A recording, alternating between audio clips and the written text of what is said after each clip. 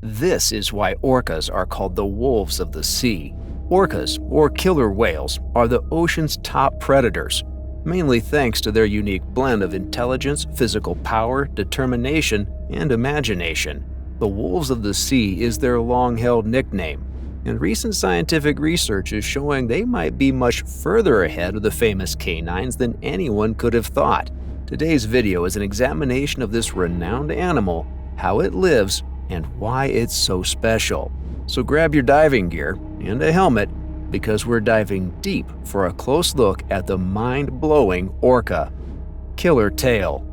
Humans have been telling stories of sea monsters for as long as humans have been faring the seas.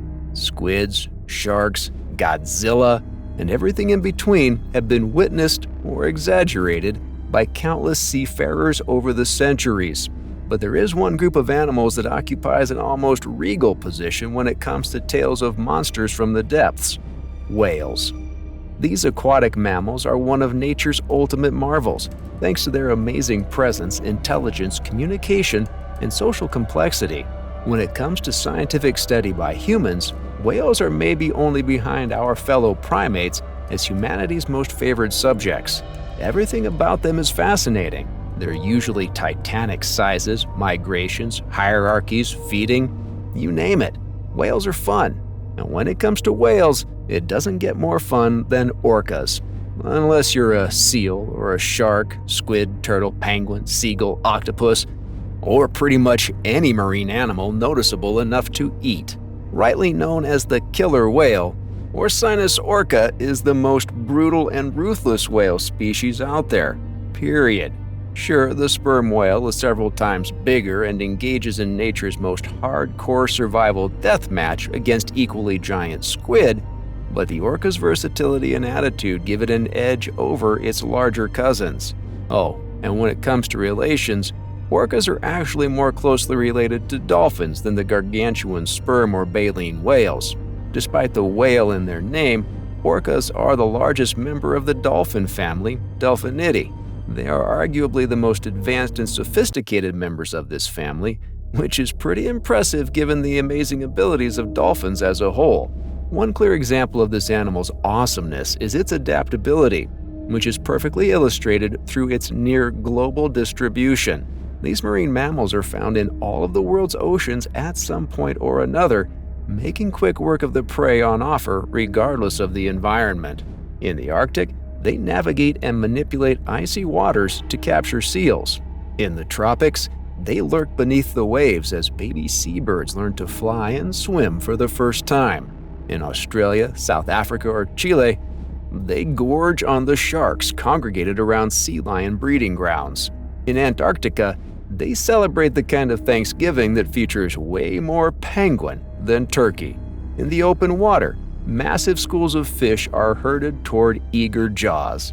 In all the world's waters, animals great and small know to fear the dreaded killer whale. So why are they so scary? Well, for starters, they weigh anywhere between 3 and 6.6 tons and measure from 16 to 26 feet from snout to fluke. That means they are way bigger than pickup trucks. They have more teeth than the average pickup truck, too. The average orca has up to 56 teeth with an average length of 3 inches, which is bad news for anything in its corsairs.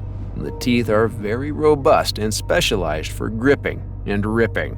Those menacing teeth are backed up by jaws with some incredible horsepower. Bite forces as high as 19,000 pounds per square inch, PSI, have been recorded, and no one is sure about the extent of their exertion in such tests. Regardless, 19,000 PSI is still nearly 8 times the force required to crush a full-size pickup into a neat little cube. Just mind-blowing. But it doesn't stop there, because the size, the teeth, and the jaws pale in comparison to the killer whale's ultimate weapon, its brain. The orca's brain is second only to the sperm whale's in size, and second to none when it comes to sheer neuron activity. Not even the human brain is as busy as the orca's. Where do we even begin? How about sheer intelligence? Of course, intelligence is a pretty complex concept. Intelligent? By whose standards exactly? Unfortunately, that's a question for another video. What we do know for sure is that even by human standards, orcas are really smart. Problem solving? Orca groups all over the planet have been documented solving many scenario-specific puzzles. It's unreal. In Alaska, orcas routinely pick off commercial longlines, and they've even learned to split into groups when the fishermen retrieve their harvests in isolated groups. This shows they can study and learn routines, as well as counter-whale tactics. In the frozen north, whales can use their bulk to tip over floating ice platforms to tilt resting seals back into the water for supper. For especially large ice blocks, the whales use their bodies to generate waves that topple the ice in the same way. That's clearly an understanding of physics. Orcas also engage in a bunch of hijinks that can best be described as pranks. They have been documented pushing objects further away from human researchers intending to access them, and some have even been seen engaging in weird behavior like balancing dead salmon on their heads. They even have an educational system. That's right, orcas spend many years studying their group's language, hunting techniques, and survival hacks. Skills and communication dialects are passed from one generation to another. Now, these are often totally unique to certain orca groups in certain parts of the world. Apart from IQ smarts, the orca also has a social intelligence on par with any creature you can think of, including humans. They live in highly complex social landscapes with multi-tiered groupings. The most basic grouping in the orca world is the matriline. This is basically a family unit consisting of an older, dominant female, her offspring, and the grand offspring from the female offspring. Males are also part of these groupings and often stay in them for life, though they mate with unrelated females outside the matrilineal groups to avoid incest. The matriline is the foundation grouping, and these groups can be resident to a particular part of the world or transient, which is basically nomadic. Whales within the matriline groups rarely disperse and only separate for a few hours or days to forage or seek mates. The next orca group tier is the pod. Pods are made up of several matrilines with some fairly distant shared ancestry. Whales in the same pod typically have shared skills and communication dialects, and whales in similar age groups, regardless of sex, can form friendships, engaging in play and synchronized breaching. Breeding within a pod is largely avoided because relations are still close enough to be incestuous. Matrilines within a pod can split for much longer than individuals in the same matriline group. Pod mates can disperse for up to several months. The next tier is the clan. Orcas in the same clan are mainly united by a shared and even more distant ancestry and shared dialect. However, some pods in a clan may be either resident or transient, which means clanmates can go far longer without direct contact. The final tier of orca society is the community. An orca community is even more loosely related, with dialect being pretty much the only thing galvanizing the subgroups and individuals. These orca societies congregate and disperse randomly, mainly according to the quantity of resident and transient subgroups within.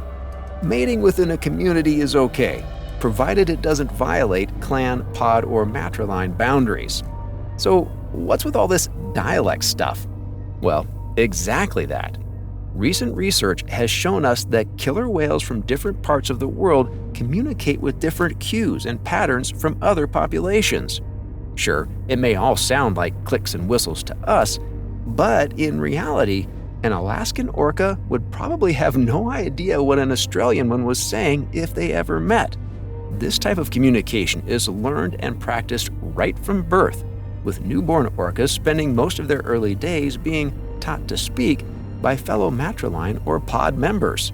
Orca communication is the foundation for everything they do together, including hanging out, traveling, reproduction, and hunting. When it comes to finding food, orcas use a combination of experience, communication, keen senses, and echolocation. Echolocation, in particular, is when these guys send clicks in a certain direction and listen for any echoes that come back. The nature of the echoes helps orcas identify objects and prey. Using sound to navigate and find food is especially handy in dark situations where their keen eyes cannot see. So what exactly do orcas hunt? Well, pretty much anything, which is a typical trait for apex predators. Firstly, they go after many kinds of fish, including chinook and chum salmon, rays, sharks, dogfish, and herring. They also go after birds like albatrosses, cormorants, and several penguin species, including rockhoppers, kings, and gentoos. Of course, given their size, orcas often need to pursue large prey to meet their high caloric needs, and it doesn't get bigger than other mammals. Seals, sea lions, as well as other whales and dolphins are major parts of orca diets in most parts of the world. As far as whales, orcas go after the smallest dolphins as well as the largest baleen whales. These aquatic mammals are the perfect source of rich protein and precious blubber. The wolves of the sea often work together in employing different hunting tactics. They can follow seals onto the beach, isolate whales from their family groups, or herd fish into giant, thrashable balls. They usually kill with their teeth, but will sometimes use their tails, such as when they are thrashing schools of fish. Despite their ruthless predation of other animals, orcas are pretty much harmless to humans, with very few documented attacks and 0 fatalities. One documented attack took place during the Antarctic Terra Nova expedition, when orcas tried to tip over ice floes a dog team and researchers were standing on. However, they soon retreated when they realized the barking was coming from dogs, not seals. Ultimately, the orca is a big, powerful, and intelligent super predator whose remarkable success is a direct result of its brains, brawn, and strong social relationships. No other animal could stand up to them, which means the wolves of the sea are set to rule the world beneath the waves for more than the foreseeable future.